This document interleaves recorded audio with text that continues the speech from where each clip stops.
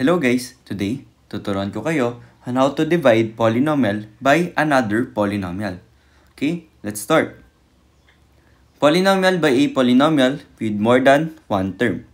To divide a polynomial by a polynomial with more than one term by long division, simply follow the procedure in dividing numbers by long division. So, to divide daw yung polynomial by another polynomial, ang gagawin nating technique or process ay tinatawag na long division. And para magawa natin yung long division, meron tayong i-check na 4 steps. Okay? So first, check the dividend and the divisor to see if they are in standard form. Second, set up the long division by writing the division symbol where the divisor is outside the division symbol and the dividend is inside it. And then third, we will start the division process. Okay? And lastly, titigilan tayo kapag meron tayong criteria or meron tayong dalawang kailangan tignan. Okay? Una, kapag daw yung answer is constant na yung lumabas or yung quotient.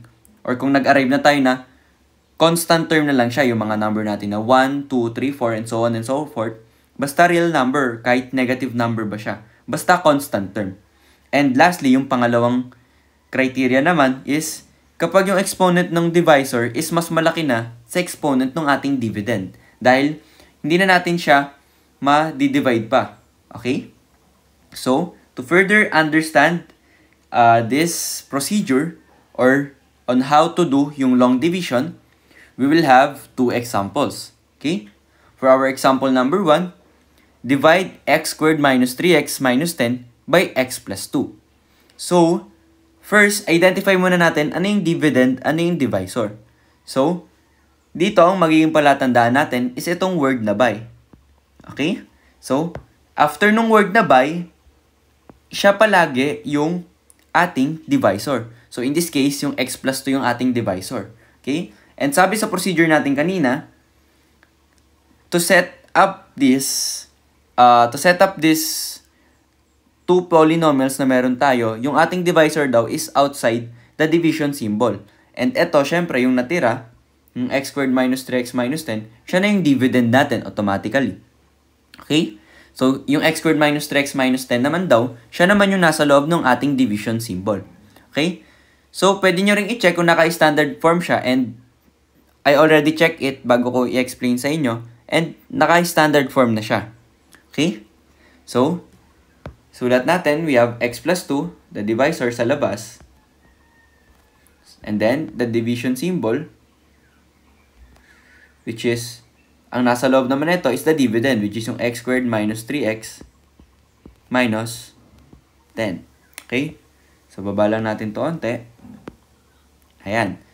And then now, magpo-proceed na tayo sa ating long division. Okay? So, paano ba tayo maglo-long division? So, first, ang gagawin natin, itong x squared, i-divide natin siya sa first term ng ating divisor, which is yung x. So, we have x squared divided by x. So, using the quotient rule, we have x raised to 2 minus 1 dahil 1 yung denominator or yung exponent ng denominator natin rather. So, x raised to 2 minus 1, that is just x. So, we have here x. So, anong gagawin natin dyan sa x na yan? So, ang gagawin natin dyan, i-multiply natin yung x na yan sa ating divisor. So, didistribute natin siya. So, una, ito, multiply natin sa x. So, x multiply by x, using the product rule naman, ang gagawin lang natin, i-add lang natin yung exponent nila dahil parehas naman sila na base or parehas naman silang x. So, by that, we have 1 plus 1 dahil 1 lang naman yung parehas nilang exponent. So, we will have x squared. And then, multiply naman uli natin to dito sa 2. So, x times 2 is just 2x. This is positive 2x. Okay? So, ganun lang ang gagawin natin. Repeating lang natin siyang gagawin. Okay? So, ngayon, meron na tayo neto. Katulad nung normal na pag-divide natin ng whole numbers, isusubtract natin to. Okay? So, etong x squared minus x squared, magiging 0 na siya. Okay? So, ito, 0 to dito. And then, magkakaroon tayo ng negative 3x etong positive natin, mababago siya. Dahil meron tayo ditong negative. So, magiging negative to. So, basically, magkakaroon tayo ng negative 3x minus 2x. So, since parehas yung negative, magiging add siya. So, 3x plus 2x, that is 5x. And then, yung sign ng ating malaking number, or rather, yung mas malaki sa kanilang dalawa is negative. So, meron tayo ditong negative. Okay? And then, bring down natin tong negative 10, yung ating third term. Okay? Huwag natin kakalimutang mag-bring down. And then, after this, same process lang ulit tayo. Yung negative 5x, i-divide natin dito sa x. Dito sa ating x na, sa ating divisor. Okay? So, negative 5x divided by x, magka-cancel lang yung x dahil magiging 1 siya. So, meron tayong ditong minus 5. Okay? So, ngayon, i-multiply uli natin yung negative 5 sa ating x plus 2. So, didistribute natin yung negative 5. So, first we have negative 5 multiply by x. Okay, so ito, multiply mo dito. So, that will give us negative 5x. Okay? And then lastly, yung negative 5, multiply naman natin sa positive 2. So, negative 5 minus 2, or rather, multiply by 2, that is negative 10. Okay? So, ngayon, susubtract uli natin to. And since nag-subtract tayo, magbabago yung sign nung ating polynomial na nasa baba. So, ito, magiging positive to. Ito, magiging positive din to. And then, pag pinag-combine natin yung mga yan, ito, magiging 0 na to. Kasi negative 5x plus 5x, that is just 0. And then also, yung negative 10 plus 10, that is also equals to 0. Okay? So, and finally, we have 0 na. So, stop na tayo dyan. Sabihin, ito na yung ating final answer. Okay? So, ang ating quotient for this example is x minus 5. Okay? For our second example, we have x cubed minus 6x squared plus 11x plus 6. I-divide daw natin siya by x minus 3. So, again, we have yung word na by. So, after nung word na yan, which is itong x minus 3, siya na uli yung ating divisor. And then, syempre, kung we have the divisor, itong ating x cubed minus 6x squared plus 11x plus 6, yan na yung ating dividend. Okay? So, naka-standard form na rin yung ating polynomials. So, set up na natin yung ating long division. Okay? So, x minus 3. Okay? And then, yung ating division symbol. And then, nasa loob daw yung ating dividend.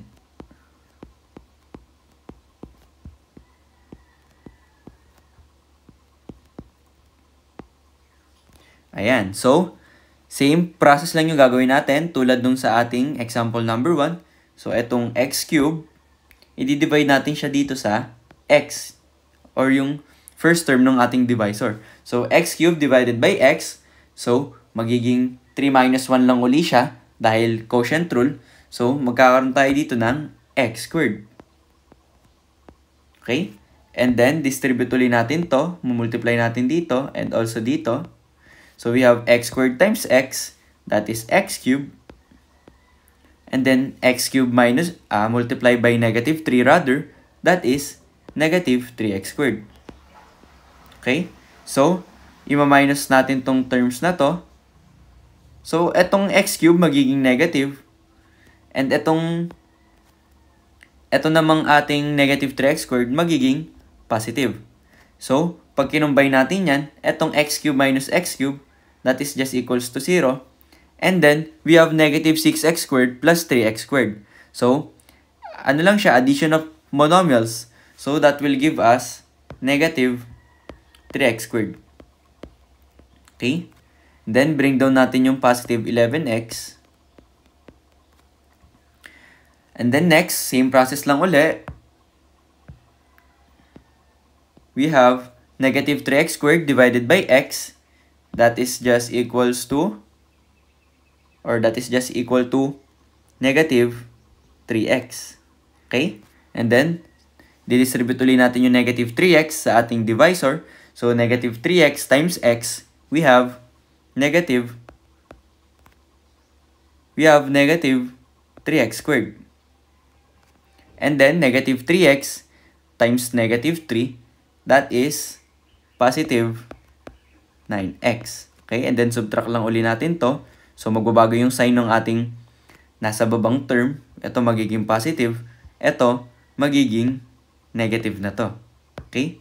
So, simplify natin to.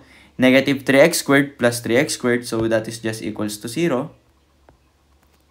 And then, 11x minus 9x, that is equal to positive 2x. And then, bring down natin yung ating positive 6, yung ating last term. Okay? Then, finally, ganun ulit, 2x divided by x, yung ating divisor, we have positive 2. And then, multiply natin, positive 2 times x, that is 2x.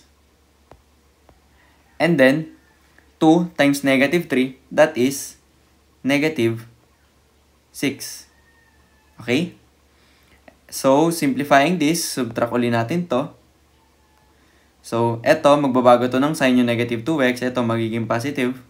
So, pag kinumbay natin, 2x minus 2x, eto, 0 na yan. Dito na lang natin lagay. And then, 6 plus 6, so 12 yan. So, sabi sa rule natin kanina, or sa procedure natin rather, titigil lang tayo sa ganitong cycle kapag ang lumabas na quotient is a constant. And, as you can notice, etong 12, constant na siya. So, stop na tayo dyan. So, yung final answer natin ngayon is eto. Etong ating quotient dito. And also ito. Okay? So, paano ba natin isusulat yan? So, ang sagot natin is x squared minus 3x plus 2 plus etong constant natin na 12 divided by yung ating divisor dahil hindi naman na siya pwedeng i-divide. Okay? So, ganyan yung magiging form niya. So, ito na yung ating final answer. Okay? So, that's it for our video on how to divide polynomial by another polynomial. I hope may naintindihan kayo sa ating topic for today. And if you have any questions or any clarification, kindly comment down sa ating chat box and sasagutan natin siya sa mga susunod na araw. Okay?